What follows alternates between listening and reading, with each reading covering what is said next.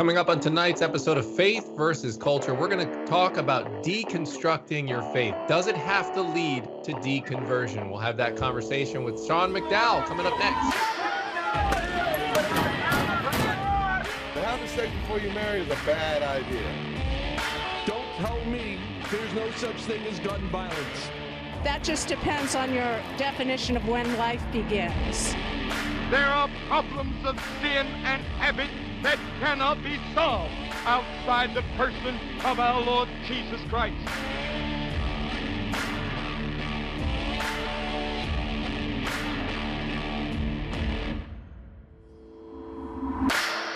Hello and welcome to this episode of Faith versus Culture right here on the CBN News Channel. My name is Dan Andros. I'm joined by my co-host Billy Hallowell and with author and professor at Biola, Sean McDowell. How's it going, guys? Doing well. Good. All right. Well, we have a great conversation ahead of us today. And there's been a lot of talk. We've seen it over the last few years about deconstruction, especially when it comes to celebrities. I think a few musicians in particular are kind of, and actually, of course, Rhett and Link, popular YouTubers, they famously deconverted. But you hear a lot of, besides just deconversion, what precedes that is this talk of deconstructing. I really went in and I kind of took apart, I went under the hood and I took everything apart. And I'm looking at my faith and I'm seeing what do I really believe here? And then that's what they say precedes this deconversion of the faith. But Sean, wanted to get you on here to have this conversation because you have a personal sort of, I guess, relationship with this question. I do, yeah, in my own story, but also a number of conversations I've had with people who have both deconverted and deconstructed, but then reconstructed their faith. I guess my story is unique in some way, having grown up in a Christian home with a very recognizable father as a speaker, as a writer, with a public ministry as an apologist. In case somebody hasn't connected the two, Josh McDowell is my father. And when I was, I think, 19 years old, just went through a period of questioning and doubt, not really sure if I believed this faith that had been passed on to me. And knew I needed to have conversations with my dad. So we were up in Breckenridge, Colorado. And I remember we went out for coffee and I just said something effective, Dad, I'm not sure what I believe. I don't know if I think Christianity is fully true, not knowing how he would respond. And my dad did a few things well that are often absent in cases when people fully deconvert. One of the things he did well is he didn't freak out. He didn't get reactive. He didn't get angry. In fact, he looked at me and goes, son, I think that's great. And I was like, Dad, did you hear what I said? Are you like writing a talk in your head? He goes, look, I raised you to seek after truth above all else. You can't live on my convictions. You've got to find out what you think is true. And you know your mom and I love you no matter what. So he gave me space to ask questions, assured me of our relationship, and said, I'm here for you to help you along the way. That's what I needed. And I did find answers that are satisfactory to me. For so many people who deconvert, what happens is they're told you can never ask questions, you can never doubt, just have faith. In fact, one former Christian that I spoke to, he said that he's now a big time YouTuber and an atheist. He was given the advice, physically sleep on his Bible, and like osmosis, it would seep into him and help him stay in the faith. And you're laughing because you should, but that's the sad kind of advice and way we often process these stories. There's a lot of shame, I think, that people feel when they have doubt, but the reality is everybody goes through doubt at one point or another. And it's interesting. I'm not shocked by your dad's reaction at all, knowing who he is and knowing him and having interacted with him. But a lot of people in his position could have said, this is embarrassing. You can't tell people this, because this is somebody who everybody knows who he is, right? He's, one of the most recognizable names, as you said, but yet he gave you that space. How long was the period that it took for you to sort of go through that journey from there? Yeah, it's really interesting because I don't remember a night, like when my dad tells a story, he's on this big journey to disprove Christianity. And if I remember, it was like 6 p.m. or 11 p.m. in a library in London. He's like, bam, it's true. I don't have that moment. I mean, in fact, some ways in Christian circles, we I almost thought like God can only use you if you have this dramatic Mm. testimony where you're in prison, you're part of a gang, you almost die or something. And I remember thinking, someday I'm gonna have this awesome experience, then God can use me. And a part of that is this moment of realization. I was wrong, this Paul experience on the road to Damascus. So I don't really remember. It was a process for me. And I think it was really just realizing, okay, I don't have certainty about this.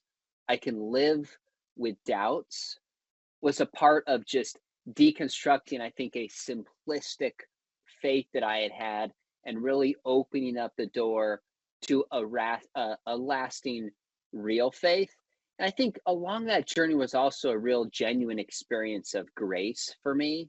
And it wasn't just like this outpouring one time experience, but it was growing up and I always knew it was true. I'm not sure I fully ever stopped believing that Christianity was true. But I think when I began to realize, reading Henry Nouwen's book, The Return of the Prodigal Son, that there's two ways of being lost. You can be lost like the young son in just wild living. You can be lost like the older son who's being dutiful and loyal. And I was that kid. I didn't do the big sins, but realized I profoundly prided myself in not doing those sins and was just as absent of God's grace. Coming to that realization over time was really what made me go, whoa, this Christian faith makes sense. I just want to pause and stop on the line that your dad had. I think it's a fantastic line, and it's one that I've probably used some version of it, not as witty or concise as his, but son, you can't live on my convictions. What a great response that is. And someone as a parent of teens, I have a 16-year-old daughter, and I've got my son's almost a teenager now. So these conversations, I'm expecting them at some point, and I think it's an admonition to parents to go ahead and have the tough conversations now. Like, don't be afraid of them. Even if you don't know the answer to something, look for it together. We can have confidence in what Scripture says, that it's true, and that we can be okay with it, answering those questions and looking into them. We don't have to fear the result.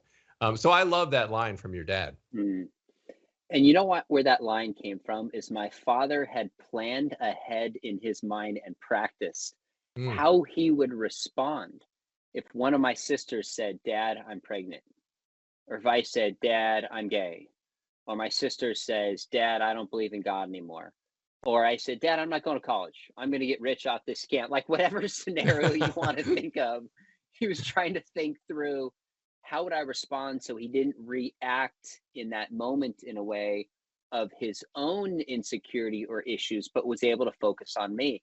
And that's gotten me to think that through with my own kids. So anybody watching this, if you're in relationships, how we respond doesn't end things. We can always go back and mend it. But when someone comes to me and says something like that, I want to assure them of my relationship, my love.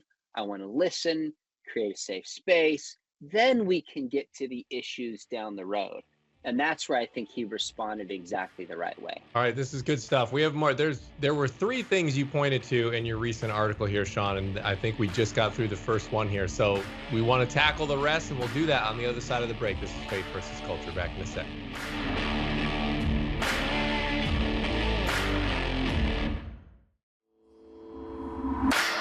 All right, we're back on Faith versus Culture. Dan Andros here, Billy Hallowell, and Sean McDowell there. We are talking about defeating doubt, and what do you do when that creeping doubt sort of kind of lurks in the background there, and you're not sure what to do with it as a Christian. And we all have different circumstances. Sean was just describing his growing up in a Christian home, and maybe being a little hesitant because he wasn't sure how his apologist dad and his author dad was gonna take that. When his son is coming to him saying, "I'm not sure if I believe this," when that's kind of like his vocation. So great response there in the first segment. But let's go to the second point in your article here, Sean, that you talk about when we're talking about deconstructing the faith but not deconverting, and you kind of talk about your experience within the church. So let's break that down a little bit about why that matters. Yeah. So one of the interesting things is I've had dozens of conversations with people who've left the Christian faith, atheists, agnostics, skeptics. some public and some private. And not in every case, but in many cases, if not most, there's a heartbreaking bad experience in the church. They've seen hypocrisy, they've seen abuse. And I want to be careful to not make somebody who's watching this who's not a believer feel like I'm dismissing them leaving the faith, saying, well, you just had a bad experience, of course. That's not what I'm saying. I'm saying there's a lot of reasons why people can and do disengage their faith and can and do disengage the church. And if Christians are hypocrites and they're shallow and they have a bad experience, it's natural to start to think, you know what? Is this message real? When Christians are living no differently than those in the wider culture. That's why Os Guinness, in his book Foolstock, he said the biggest question and issue for Christians to respond to is the challenge of hypocrisy. And so in conversation, I want to bring that to the surface. And recently I was having a live conversation with an atheist, and I just was trying to prompt him to think about this, because this is a thoughtful guy. I said, you left the Christian faith. What I want to know is how in your mind do you intentionally separate the bad fundamentalist experience you had from the claims of truth, the truth of Christianity that can be lived out differently? How do you separate those? And partly I was curious. The other part was I was trying to suggest to him maybe he hadn't really done that and is reacting against a bad experience. And so it raised the question, what's the horse driving the cart here? Sometimes it's experience, sometimes you think something is false. I want to get to the heart of that and address what the real issue is for that individual I'm talking with. What, when you look at all of the reasons, right, that people will give, what is the one for you that is often the most understandable? Oh, gosh. That's an interesting question. I think it's probably hurt and pain that people have experienced. I've seen cancel culture done by Christians in my family.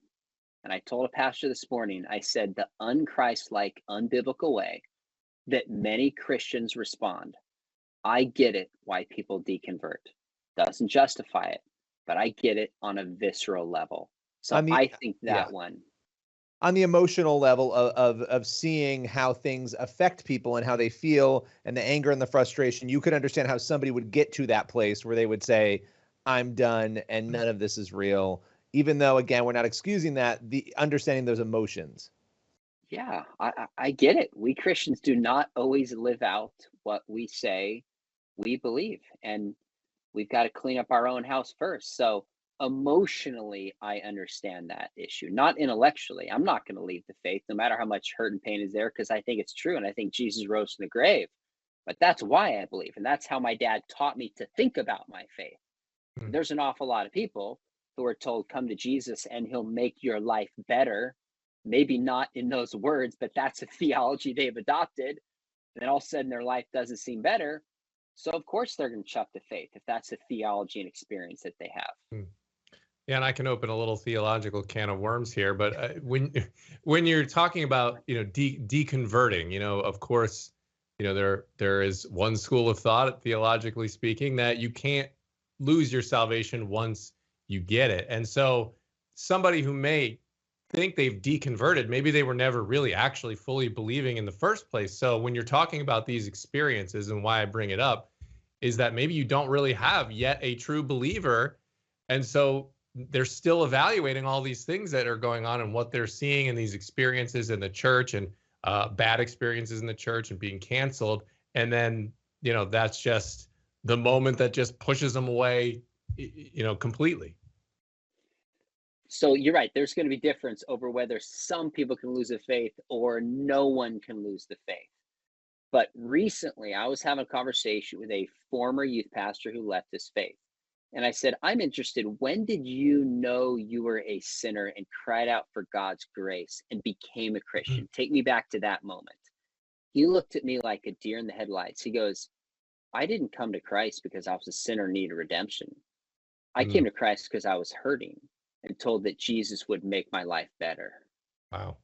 That is a false gospel. And he was given a platform at a huge church to teach a lot of people this false gospel. So if his life doesn't turn out better, then of course he's going to walk away because he came on false pretenses.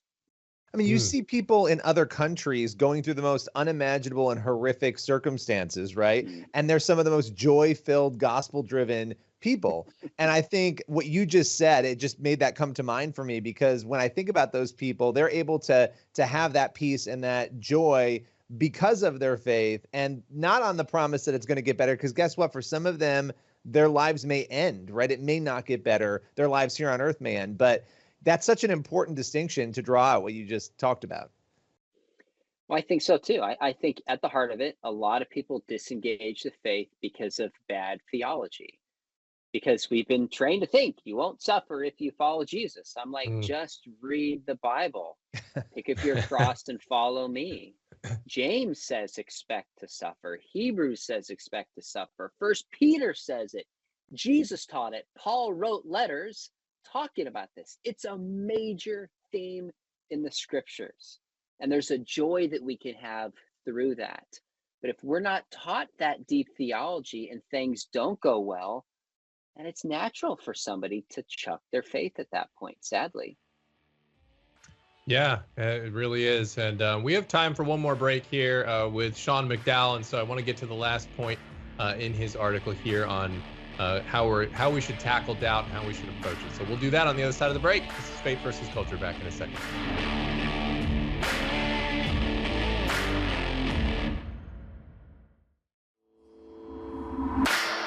All right, welcome back to Faith versus Culture. We're talking about defeating doubt and how do we approach doubt as Christians with Dr. Sean McDowell, and Billy Hallowell is with me as well. And also want to mention, you can check out Sean McDowell's YouTube page. Sean, what is the address for you? Just search your name and your YouTube page will pop up.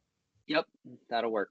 Yeah, great. A lot of great videos coming out from Sean there, and very much worth a watch. Encourage you to go over there and check it out and subscribe and follow and all of that good stuff. So in the remaining few minutes we have here with you, Sean, let's talk about the last point here you address in your article about searching and finding these answers to tough questions.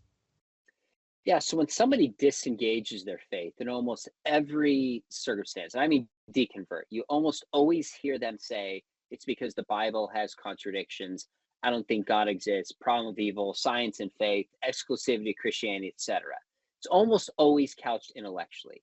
Rarely does somebody say, you know what, I just want to sleep with my girlfriend, moral or volitional or emotional.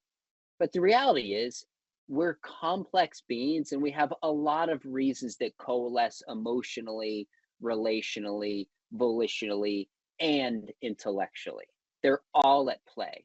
For me, intellectually was a key piece of this. There were other components too. And it's funny, even though my dad was and still is a famous apologist, I kind of needed to find answers from somebody else. I think of like people on their journey, like, Luke needed a mentor, and, the Lord of the Rings, they needed Gandalf, and the Karate Kid needed Mr. Miyagi. Like, you always need a mentor outside of your biological parents. And to me, that was people like J.P. Moreland, William Lane Craig, Greg Koukl, some classical thinkers, of course, in the history of the Christian faith that I began to really study for myself. And I read skeptics during this time. I've read the Quran, Book of Mormon since, really trying to say, does Christianity make sense? And I'm convinced that it does. And I've had a number of skeptics say to me, like, well, that's because you write books and you have all this at play. And I was like, I had zero intention of becoming an apologist or writer or speaker. If you told me that in college, I would have said you're crazy. When my wife, when we got married, she goes, just so you know, I'm not like your mom. And I was like, don't worry, I have no intentions of being an apologist and having any public ministry. That had nothing to do with it for me. I found answers that I think about Christianity making the most sense. So for people watching this, I'm telling you, if you're willing to seek the answers, good answers are out there, and thoughtful Christians have been wrestling with these ideas for a long time. Before we go here quickly, obviously we've seen statistics for the last, 8 years now telling us that at least nominally Americans are moving away from the label of Christian. And we're seeing these stories again and again of people who are, deconverting from their faith. They're leaving their faith, very public figures, as we were discussing. What do you think what's your prediction on what is going to happen with this in terms of those trends? I think we're going to keep hearing these kind of stories on the macro level. There's larger and larger people identifying as the nones, Nones. Our culture has been culturally Christian for a while. And I think even while we did that, and even today, most people who identify as Christian would not really follow and adopt the worldview that Jesus taught. So I think we're going to continue to see this. What my concern is, we have worship leaders, we have former large pastors, we have authors and speakers who have deconstructed. And sometimes people are given a platform too quickly that puts pressure on them. We're seeing the fallout from this.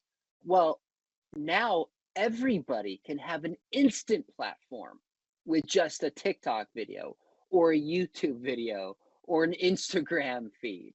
So I think we're actually setting ourselves up more now if we don't intentionally mentor and teach this next generation how to think and live Christianly, for seeing a greater amount of this down the road than we have seen. And I'm not naturally a pessimist, but I do think the signs are pointing in that direction, and we have to operate on that possibility rather than pretend, well, we've seen a few deconstruction stories, this is done. Sorry, it's not. All right, Sean, thanks so much for being here. Appreciate you. You too. All right. We'll be back in a second. This is Faith versus Culture.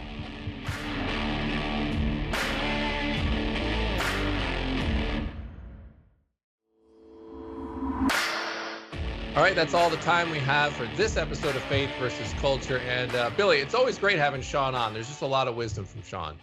Yeah, and I think right now, a lot of people, they need to hear those stories because they've got people in their lives who are going through the same thing he went through when he was 19, right? So it's a good reminder for how to react in the right way. Absolutely. All right, that's it for this week. We will see you back here next week. God bless. We'll see you next time.